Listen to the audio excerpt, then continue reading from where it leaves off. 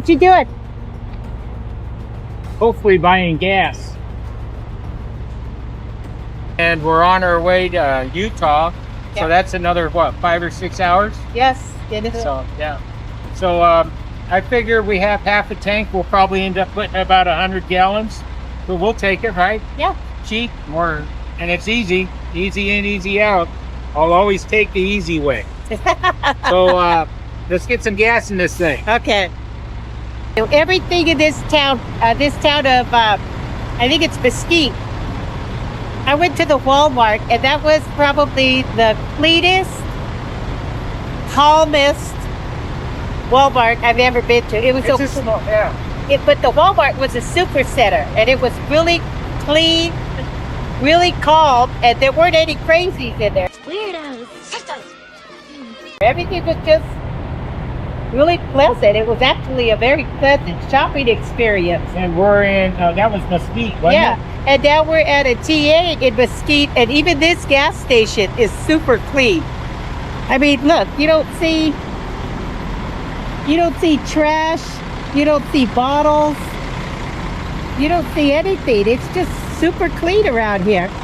Even the water is clean and blue. Look, it's not nasty black. Hats off to Mesquite for keeping their town nice and clean. You got something to say? Well, might be worth saying. I want to check my gas mileage. I always run 65 miles an hour. This trip I want to run 60, and I want to check to see if it's any different than 65. It should be, but how much? So normally, day in and day out, we'll run about 7 miles to the gallon. Honest 7 miles to the gallon. And this entire trip, I'm gonna run 60 miles an hour, max. So I expect to get a little bit better on the gas mileage, and I'm kind of curious to see how much. You know, we're supposed to be on vacation, right? What's the hurry?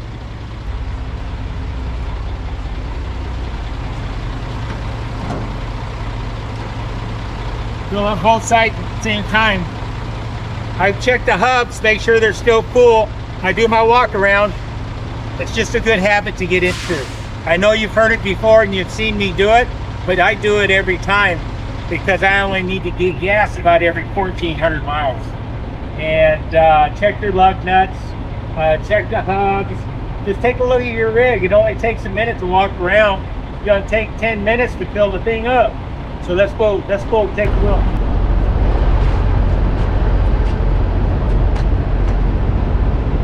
They're all the same. They're hot.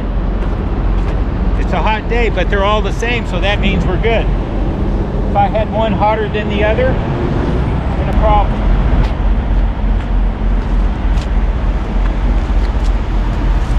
Practically no temps at all on this side. They're not even warm, but this is the shady side. The shady side going down the road is always going to be good. Anna wants me to show you my MacGyver fix. Yeah. The refrigerator wasn't working so good, and we have an absorption refrigerator, so I put in an extra fan, you know. He put in my little fan. Check this out. Watch. So Okay. you see the zip ties? There's an indication right there. So now you know something's wrong, right? Here's my fan. It goes above my bed. He swiped it so he could put it in the as an extra fan to help keep the fridge cooler. The fridge is working. It's just having a difficult time when it's on the hot, sunny side, keeping cool. And I don't want my food to go bad. So he got the bright idea of putting an extra fan, and that was the only thing that we had that blew enough air and could fit. It actually fits quite well. You just got to cool the coils a little more and get a little better circulation. That's the bad part about the absorption refrigerators. But it's very manageable. You know, it's just 100 degrees, man. And when it's 100 degrees, you got to step it up a little bit and find a way. So that's my way. I'll just leave it there. The blue helps remind me that it's in there.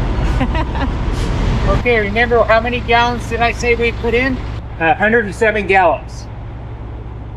Okay. 107 gallons. So I got pretty close. Yeah, you said 100 gallons. Yeah, so you always need to know where you're at on fuel, you guys. You get out there on the road, these gas gauges, they leave a lot to be desired in these big trucks.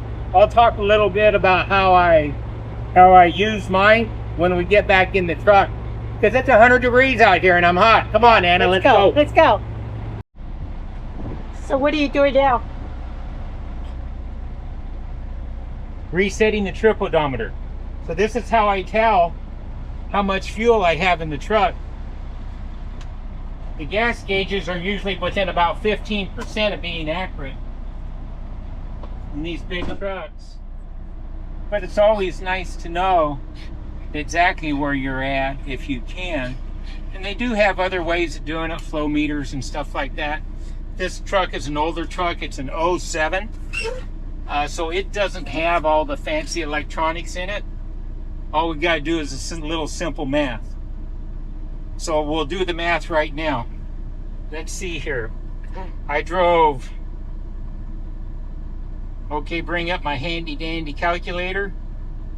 I drove 776 miles, and I got 100 and divided by 107 gallons equals 7.25 miles to the gallon. So I got 7.25 miles to a gallon.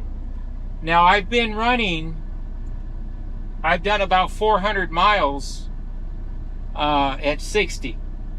So that tells you right there, I think that I'm going to do better at 60 than I am at 65.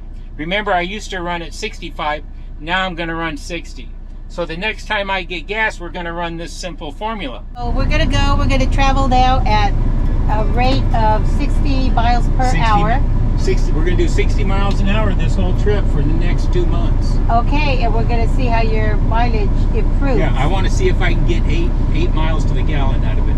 So you went 7.25. That's actually good. Well, yeah, that's because I've been running at 60. Normally we're 7. Oh. So, you know, maybe the last 400 miles, I've been running at 60 miles an hour instead of 65. So naturally we're going to burn less fuel. Okay. I just don't know how much. I want to find out. Okay, well, let's Just go. curious. We'll find out. Let's see what we get. Put the pedal to the metal. Okay. Baby girl says, I'm ready too. You ready, baby? I think she's ready. She wants out of here.